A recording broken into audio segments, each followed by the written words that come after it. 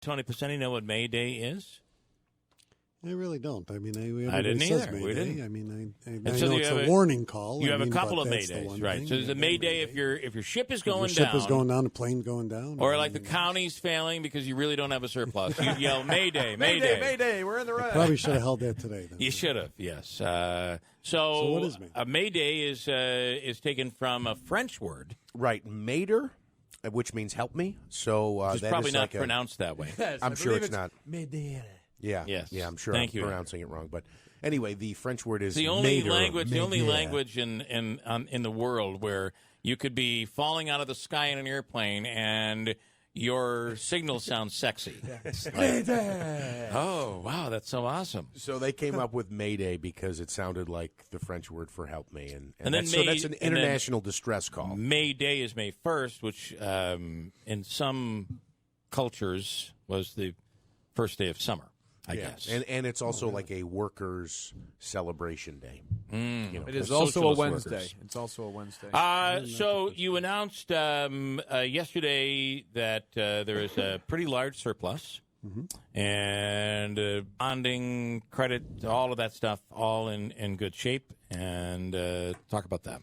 Well, yeah, for the once again we have a surplus which we have had in one form or another, and I'll explain that, either operating or budget surplus, either in all of my years as county executive. I'm proud of that. That's the thing I'm most proud of. The credit rating agencies really are the measurement of that when they look at and go through in very heavy detail your financial statements from page 1 to page 600. It usually almost always gets attention when the credit rating is bad. Well, of course. Yeah. And you know, that was the thing. When I took office, we had not had a credit rating upgrade in 7 years prior to that. And we've had 3 in the time since. And the last few have been sustained at the A, AA, and, because they use different, each agency uses different markings, A1 rating, which are among... They're pretty high. Obviously there's a couple more to go, but I mean those are really tough to get. You got to have a real heavy fund balance. But ours is 11% of our operating our general fund, which is above the norm. So the surplus, the operating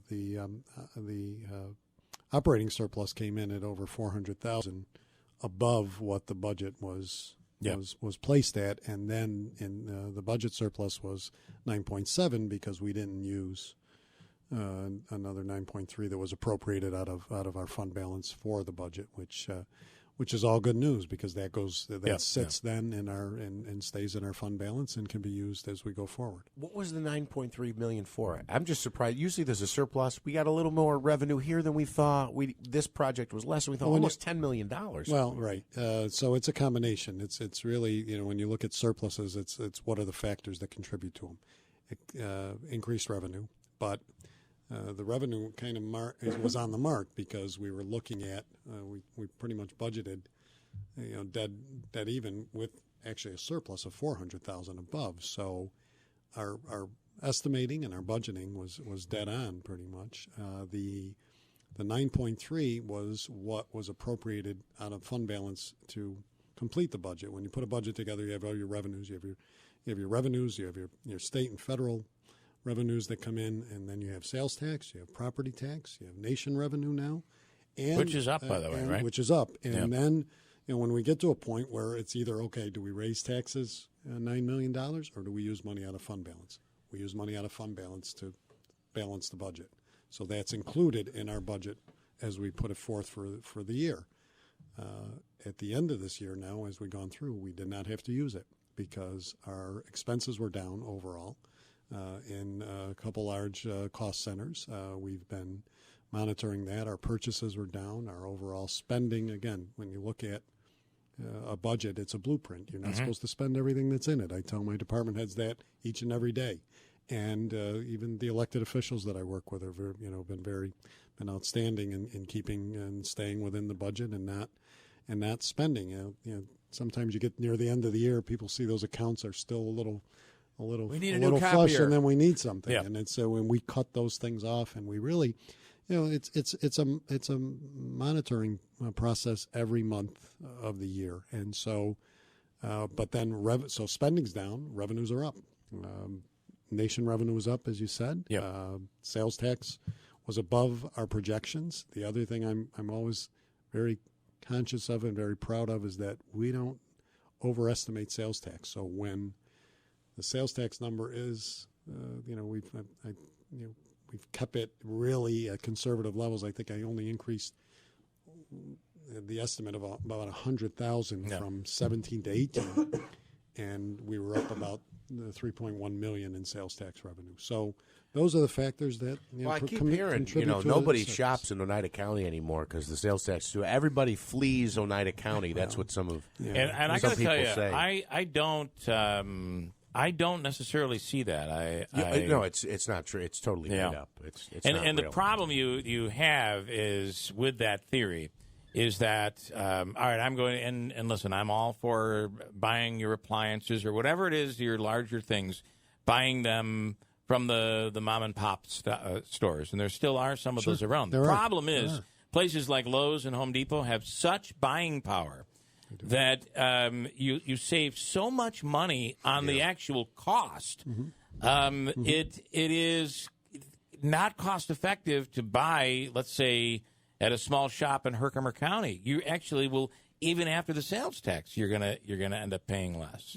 At times, that's the competitive factor of the big box businesses. Right. So, but those are stores that are here, and those are sales tax. That's sales tax. How do you respond? You have an opponent out there that before the ink was even dry had a response saying you can't claim a surplus when you bonded more than any other county executive in the history of the world. Well, I mean, first of all, Mr. Gordon didn't understand the budget when he was on the legislature. I don't expect him to understand it now, and I'd be glad to walk him through it. But, we did a little searching because he keeps using those numbers, first of all, about bonding. And as I said, and as Joe Timpano said, and as the credit ratings agency said, the debt is manageable. It is not excessive. In fact, the debt service cost is only 6% of our overall general fund. It's 17% of our constitutional limit. You have a limit in government based on the size of government and your budget in terms of how much you can actually borrow and where that limit gets to. And our limit, first of all, is near $800 million. We are at about 150 and have been at 150 for a number of years because we retire debt before we take on new debt. We roll that over very, very conservatively and very consistently. And so I took a look back. I said, let me go back and see, because he keeps saying we went from $9 million borrowing to $23 million a year. He's got the $23 million number right in terms of debt service. That's not what you borrow. That's what you pay. Right. So you have to explain that. That's what you pay each year. It's like it's a loan. Debt service is a loan. You have a mortgage. What you pay each year is your mortgage payment or whatever other equity or home equity or anything you have.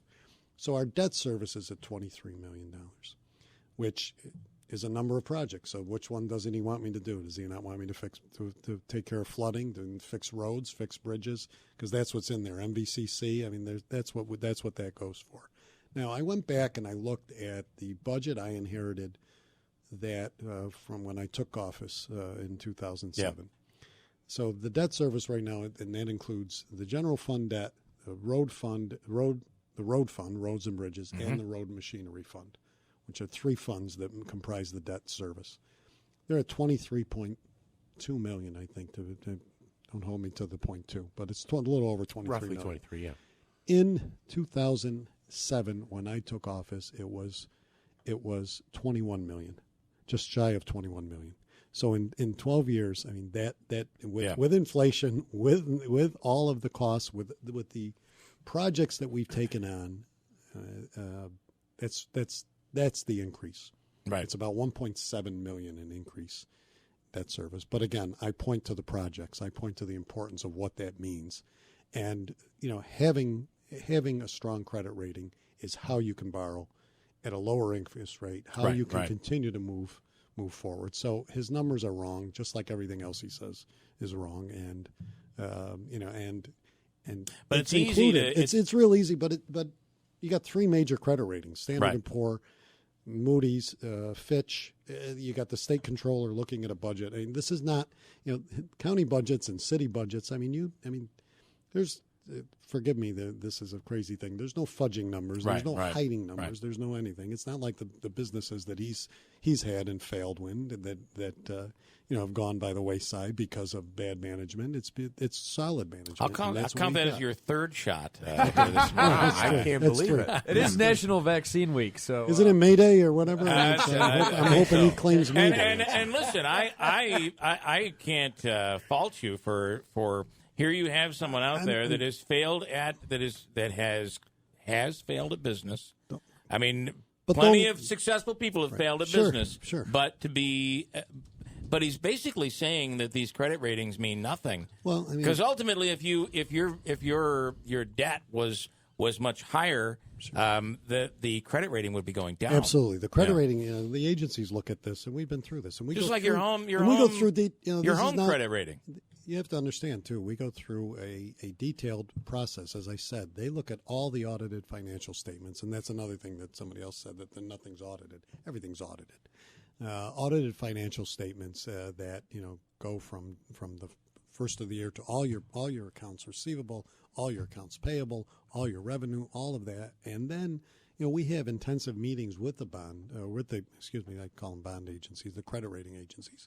Myself, Controller Joe Timpano, Budget Director Tom Keeler, the Deputy Controller, in which it's you go through the questions and numbers and why'd you do this, why'd you do that, where'd you put this, and throughout the entire process. So it's not just somebody comes in and says, oh, they look at this is not going online and punching up a credit score. This is really an in-depth review by major agencies that the market looks at when you go to sell bonds, and to dismiss them as false and to even not even have the numbers right. I mean, that's the point here. Let's start telling the truth, and let's start showing facts. I mean, are you an agent of the Oneida Indian Nation or whatever the hell came out? I know, where did that? I don't know what I don't know where that came from. Used, in what regard? That you're working for the Oneida Nation, not for Oneida County.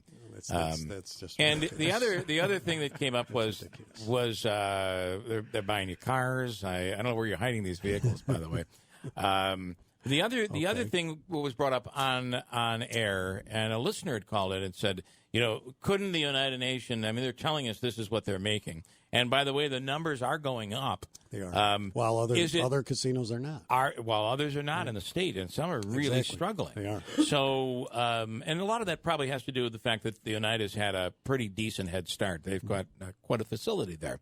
But is there an audit done on the Oneida Nation on to be able to keep track of these numbers? Absolutely. It's part of the settlement agreement that was outlined by the state, by the two. So that is in the agreement, because it was brought up on air the other day that there is no audit. It's completely audited independently of the agreement each and every year.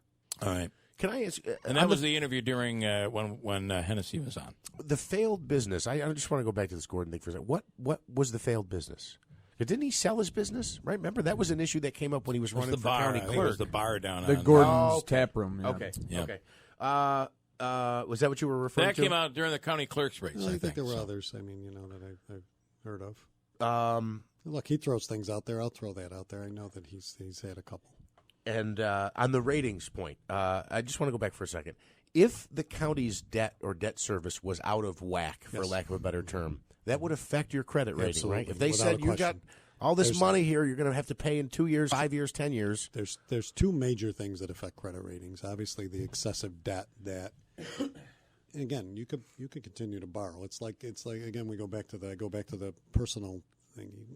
If the bank allows you because they look at you when you go in and say, well, I'm buying this house. Well, your interest rate's going to go up. I want to buy another house, and and I want to fix this one, and I want to buy another one for rental. The point is, they look at are you able to handle that kind of debt? The same with the credit rating agencies. So at the same time that we do that, that has an effect on the interest rate we get, but on the borrowing power that we get, because the minute you go and look to borrow, and again when you borrow for a county, because It's bonding in terms of, because you're selling bonds in order to borrow that money from the bondholders. It's a matter of, can you manage it? Can you pay it back? So the major thing they look at is, have you exceeded is your debt limit manageable? And in all of those ratings, they have said so. And the other number that's important is that constitutional debt limit, when we're at 17% of that, when some counties and some other governments are at 20-25, which is still manageable, which can still be manageable, but we're even below that average. And the other thing they look at is, are you running a deficit? Do you not have enough money in the bank, in your fund balance to handle cash flow? Do you not, are you raising taxes and not spending accordingly? And so all of those factors come in, but debt is not one of the major ones, because that is what their major impact is. Because if that rating goes down, that interest rate goes up. And that interest rate can go up. You could still borrow. Right. You're going to borrow at a lot more money. Your credit rating is very similar to your credit rating. Absolutely. Your personal credit rating. It's the same deal. Is your income and your debt. But personally, sometimes your credit rating will deny you the ability to borrow. Right. They'll still allow you to pay. They'll still allow you to borrow. Yep. I mean, in most cases, and depending on what the number is and what the project is. But at the end of the day, you go from 3.25% interest to 5.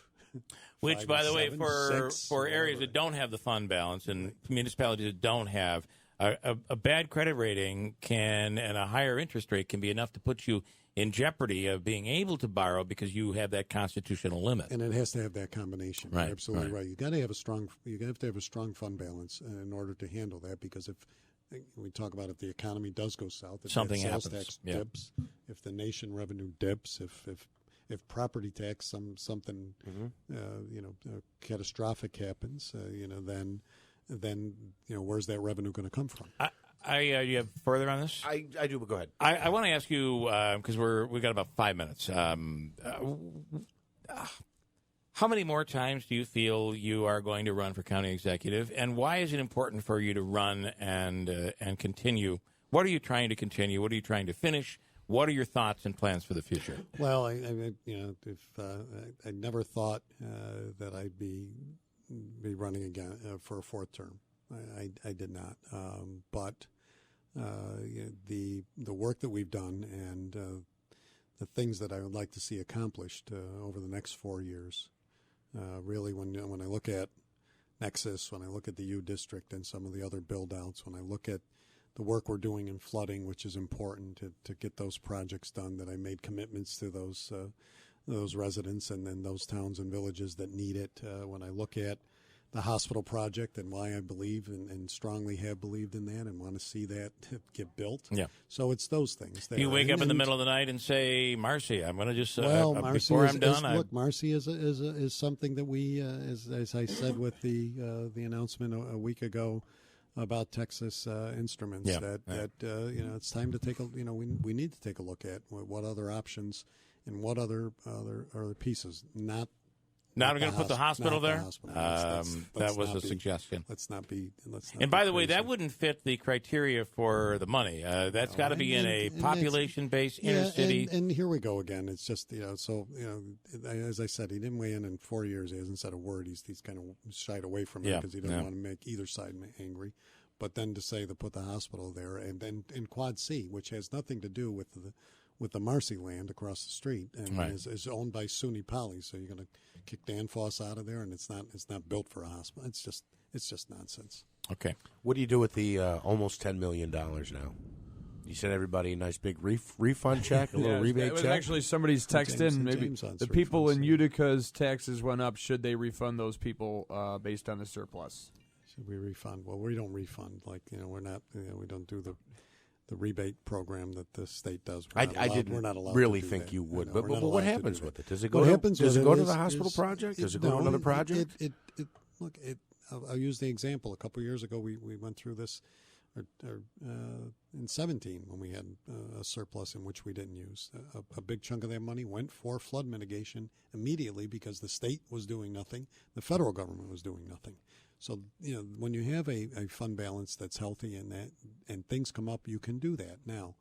Now it won't go for the hospital project, but it'll go for projects around it, and it'll go for things that, first of all, securing the fund balance and making sure cash flow and all of our things get paid accordingly, and maintain that. It's not about depleting it though either. Sure. The last thing I want to do is just, okay, we got $9 million, let's spend it, and then that credit rating does go down because now you started moving it. What it does is give you the cushion and give you the availability to do some things that you don't have to go borrow for.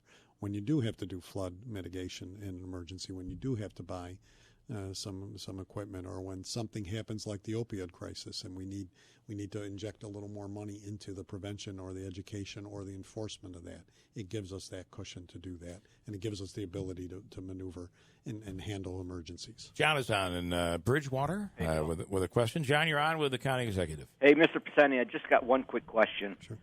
I work in manufacturing in West Utica. I've been on the job for 35 years. And back in the day, we worked with Texas Instruments. That company was huge. Mm-hmm. And we specifically worked with the handheld calculators and their calculators that print ribbon receipts. And I'm just wondering, what was the reasoning why they didn't want to come to the site over there in Marcy? That company was huge. They did a lot of business with us. Well, I can't tell you the entire decision, but what we know and what we've seen is that John, I'm going to hang up and let you listen. Thank you. Thanks, man. Yeah, like every other company, they look at options, and at the end of the day, they decided that the expansion that they were looking at was best to do at their home base in Texas, and so it really came down to the economics and workforce issues that they felt more comfortable with. It's a competition too. It is. It clearly is, and you looked at the other sites that were available, and that's why we go back and forth into this. I have to ask something that we've always talked about. Whenever a politician is put in a place where, for instance, Remington Arms, it looks like Remington's in trouble. Well, we have a stronger workforce. It doesn't matter what they build in Alabama. Our workforce is a better workforce. I think that's great when a politician is talking, but I'm not sure it's overly accurate in 2019. We can't. There are several companies in this area that cannot fill these positions. Sure. Are we in a workforce, a labor-ready problem situation right now? I think clearly there are some issues with that, but I think it's an aging issue too. I think it's one of the other demographics that before companies even do a deeper dive into what the workforce availability is they're looking at. Right. They're looking at the age and the demographics of an area, and there's no question that we have a higher population that's over 55 and 60 in that regard, and it has been for a while. Yeah.